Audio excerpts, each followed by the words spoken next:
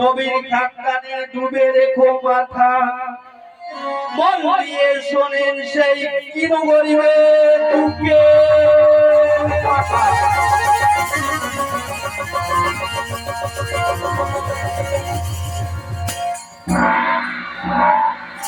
আল্লাহ কিনু গরিব এমন গরিব করে রেখেছে তিনটি ছেলে ধুলায় থাকে পড়ে 7 দিবস 8 দিবস করে খেতে পায় না তারা থাকে অনাহার তাই এখানে থেকে থাকলো ভাই দয়ালের দিনের কাছে চলে যাচ্ছি তাই দয়ালের দিন সোনার খাট পালঙ্কে শুয়েছিল ভাই আল্লাহ পাক বলছে ওরে দয়ালের দিন তোমার ওই সোনার খাট পালঙ্কে শুয়ে থাকলে হবে না তুমি দুনিয়ার পরে যাবে কে কেমন ভাগে আছে তার উপাসনা করবে বা জাতিঙ্গা করবে আল্লাহর হুকুম মতো দয়ালের কি করেছিল ভাই সোনার খাট পালঙ্ক ছেড়ে মাটিতে মলিন হয়ে বসে গিয়েছিল তাই এমন সময় দয়ালের ছেলের মা গিয়ে জিজ্ঞেস করে তাই একটি জানানো সেদিনকে বলেছিলেন আমার দয়ার দিন উঠে ফজরের নামাজ পড়ে আমাকে ডেকে দেয় কিন্তু আমাদের দিয়ে সারা শব্দ পাচ্ছি না কেন আমি যাই আমাদের দিকে একটিবার দেখি আজ কেন সে উঠল না তাই ধীরে ধীরে এক পাতে করে দেখতে দয়ার একদিন সোনার খাট পালঙ্ক ছেড়ে মাটিতে মলে হয়ে বসে আছে একটি জননী সেদিন ডেকে বলেছিলেন একটি আজ তোমায় আমি একটি কথা বলবো বাবা আজ তুমি সোনার খাট পালঙ্ক ছেড়ে আজ তুমি মাটিতে মলিন হয়ে বসে আছো বাবা কেন আজ তোমার কি হয়েছে মাগো আমি যদি বলি তুমি স্থির থাকতে পারবে না মাগো আমি কেন পারবো না বাবা আমি তোর গর্ব ছাড়িনি বাবু লেগে বলতে হবে তবে শোনো মা বেশ বাবা আজকে নিশিতে মাগো একটি হতে গেলাম সব ওই কি আজকে নিশিতে মাগো দেখিলাম সব আমার ভালো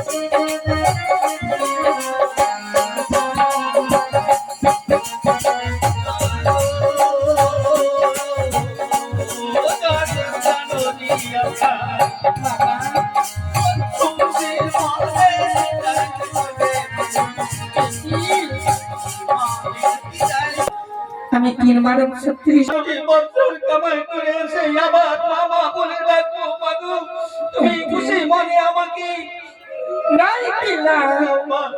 কোনো পারবো না বাবা, আমি তোকে ছেড়ে থাকতে পারবো না। মাগো, তুই যে আমার নয়নের মনি, আমি জানি না, আমার বুকের দুধ। তবে আমি যে আল্লাহর কাছে ওয়াদা করেছি মাগো, তুমি আমার ওয়াদা ভঙ্গ করো না। তোমার দয়ার তীর অমঙ্গল ঘটতে পারে। তুই যে আমার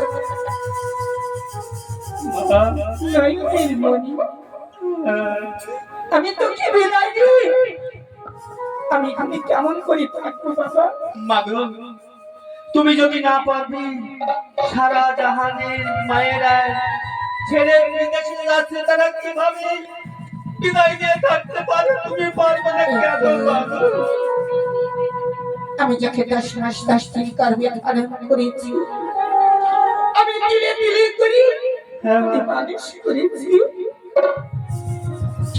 আমি সেই বুকের বাণিজ্য নিজে অস্তি কেমন করে ভিক্ষার চলি করি। আমি না করে ভিক্ষা করতে চাই বাবা, মাগো, আমি পারবো না রে। মা,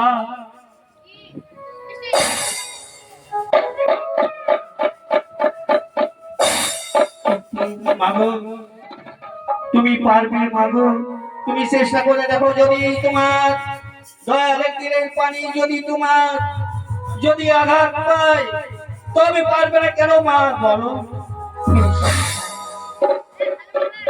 একটু তুই অপেক্ষা কর বাবা, আমি তোর জন্য আমি ভিক্ষার চলে নিয়ে আসছি। হ্যাঁ মা, তুমি আর দেরি করো না। তুমি এই মুহূর্তে আমার কন্যা ভিক্ষার ঝুড়ি তুলে দিয়ে তুমি আমাকে খুশি মনে বিদায় করে দেবে। আমি যেখানে যাব সেইখানে লাভ করে বাড়ি আসবে। বলো আমি ভিক্ষার চলে নিয়েছি বাবা। মাগো, আজ কোনো মায়ে পারি না নিজের সন্তানকে ভিক্ষার চুলি কন্যে তুলে দিতে। আজ আমি মা হয়ে নিজে অবস্থে ভিক্ষার চুলি। মাগো, বলো আল্লাহ পাক, আমি বুঝতে পেরেছি, তবে যে আমি আল্লাহর কাছে ওয়াদা করেছি, সেই কারণেই আমি বারবার বলছি মাগো। বাবা, বলো মা। নে বাবা, দাও মা, দাও। এ কি?